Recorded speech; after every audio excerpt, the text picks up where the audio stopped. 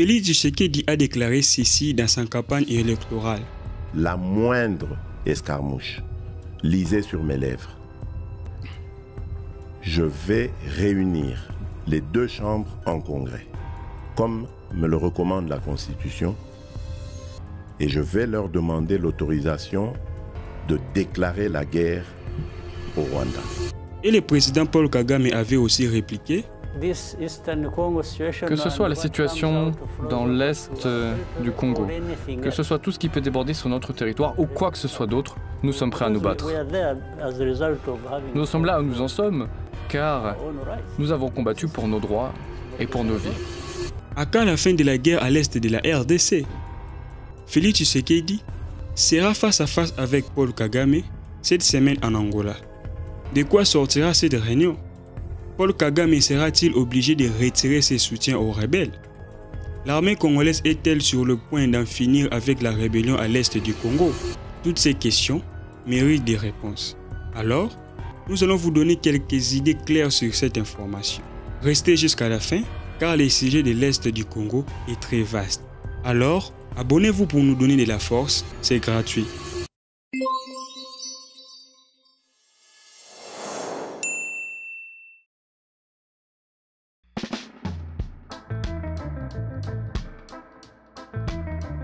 Désigné comme le médiateur par l'Union africaine, le président angolais João Lourenço invite le président Félix Tshisekedi ainsi que son homologue Paul Kagame pour parler encore une fois du conflit à l'est de la RDC ce 15 décembre. Nous avons bon espoir que cette réunion aboutisse à une signature ou à la décision de signer prochainement un accord de paix durable entre les deux pays voisins, a-t-il avancé. Les deux pays ont confirmé la présence de leur président lors de cette réunion. Le président Paul Kagame sera accompagné de son ministre des Affaires étrangères. Du côté de la RDC, Félix Tshisekedi sera sûrement aussi accompagné par des membres capables de traiter ces dossiers complexes.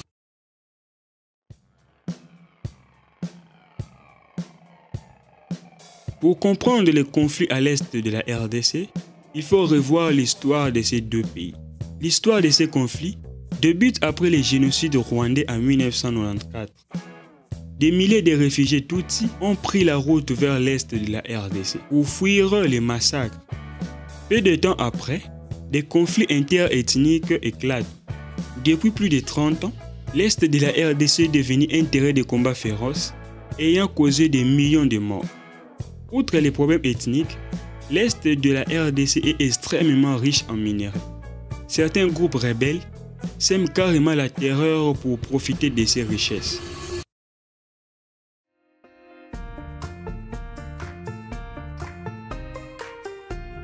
Au fil des années, plusieurs groupes rebelles ont émergé dans cette réunion. On peut en citer quelques-unes comme les FDLR composés majoritairement d'Hutus-Rwandais, les RCD dirigés par Kunda Abattoir, actuellement devenus des groupes M23 qui dominent les tensions. De l'autre côté, nous avons l'armée congolaise, les FARDC, ainsi que les forces africaines qui ont été impliquées dans ces combats. Un rapport du groupe d'experts de l'ONU a accusé le Rwanda d'avoir déployé environ 4000 soldats pour soutenir les rebelles du M23, qui a permis à ces groupes de capturer plusieurs localités dans la province de Nord Kivu.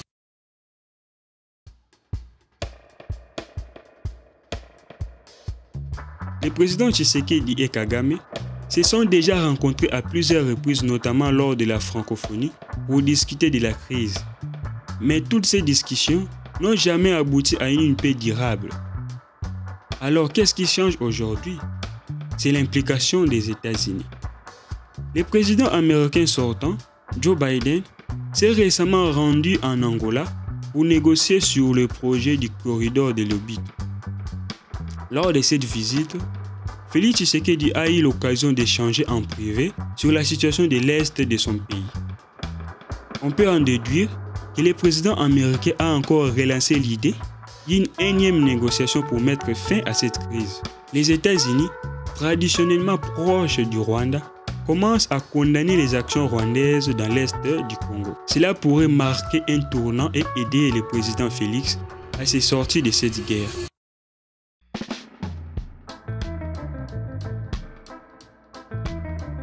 notre pays reste confronté à des rébellions persistantes, dont l'agression de l'armée rwandaise et des terroristes du M23, a déclaré le président Félix Tshisekedi devant le Parlement, qualifiant les rebelles et le Rwanda d'ennemis de la République.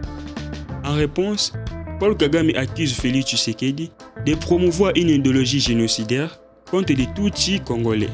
Ces accusations mutuelles illustrent la tension entre les deux dirigeants. La réunion en Angola sera probablement axée sur la recherche d'un consensus pour ramener la paix à l'est de la RDC.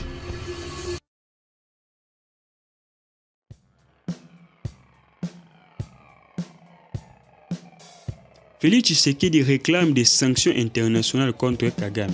La communauté internationale reste encore divisée sur ces sujets. Certains analystes estiment que le conflit est davantage interethnique, c'est-à-dire impliquant aussi des acteurs congolais. Ces facteurs compliquent la résolution du problème.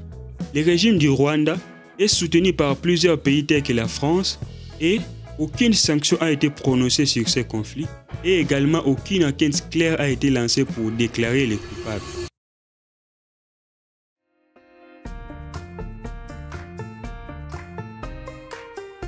Malheureusement, la réponse est non. Tant que la RDC manquera de soutien militaire international, il ne s'en sortira pas, puisque ces groupes rebelles bénéficient parfois plus de financement privé que l'armée congolaise. Avec seulement 3% du budget national, environ 85 millions de dollars en 2023, alloués à la défense, l'armée congolaise, les FARDC, est sous-financée pour une guerre de cette ampleur. Il lui faudra de nouvelles technologies comme ceux utilisés en Ukraine pour mettre loin l'ennemi dans ces territoires.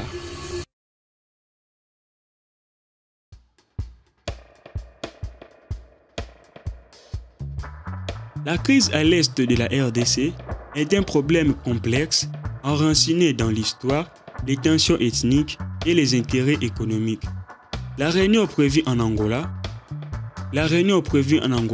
pourrait être une opportunité pour les deux dirigeants de montrer leur volonté de résoudre les conflits. Cependant, tant que les acteurs internationaux ne joueront pas un rôle actif et que les intérêts individuels surpasseront ceux de la région, la paix restera difficile à atteindre.